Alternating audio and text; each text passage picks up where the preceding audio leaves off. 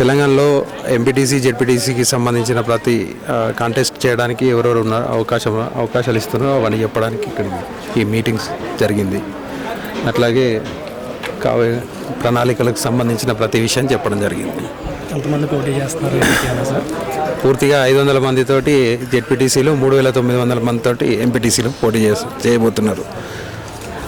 నిన్న సుగాలి ప్రీతి గారి తల్లి కంప్లైంట్ పెట్టారు కదా కళ్యాణ్. ఇక్కడ ఒక విషయం అండి, ఆయన నిలబడ్డందుకు ఆయన చెయ్యి నరకడానికే ప్లాన్ చేస్తున్నట్టు అనిపించింది నాకైతే. ఆమె చేసింది అయితే సాయం చేసిన చేతి నరికినట్టు అనిపించింది.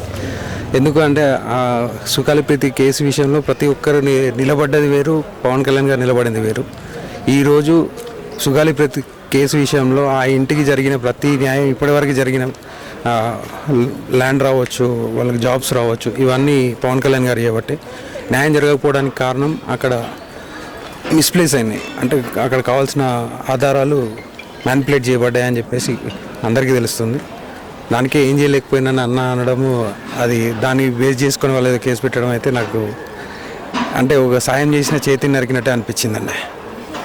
ఇప్పుడు మన కళ్యాణ్ గారి మీద యూట్యూబ్లో గట్టా వైరల్ అవుతున్న రావణ ఇక్కడ ఒక్కటే విషయం అండి, గత 8 నెలల నుంచి చూసుకుంటే తెలంగాణ ప్రభుత్వం కావచ్చు, తెలంగాణ స్టేట్ కావచ్చు, అటు ఆంధ్రప్రదేశ్ స్టేట్ కావచ్చు, రెండు స్టేట్లలో కేవలం యూట్యూబర్స్ మాత్రమే, అట్లనే కొందరు నేను సోకాల్డ్ మేధావులం అని చెప్పి తిరిగే వాళ్ళు తప్ప ఇంకెవ్వరు మాట్లాడట్లేదు.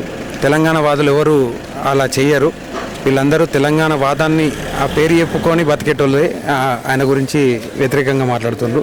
పవన్ కళ్యాణ్ గారు ప్రతి విషయంలో ఇక్కడ ఫ్లడ్స్ వచ్చినప్పుడు కానీ, కరోనా సమయంలో కానీ ఆయన సొంత నిధులు ఇచ్చిండ్రు. మాట్లాడే ప్రతి ఒక్కరు కావచ్చు, నాయకులు కావచ్చు, కల్వకుంట్ల కవిత గారు కావచ్చు, పొన్నం ప్రభాకర్ కావచ్చు, ఎవరైనా ఎవరు మాట్లాడినా వాళ్ళు ఏ సాయం చేసిరో ముందు తెలంగాణకు అది చెప్పమని చెప్పండి ఫస్ట్.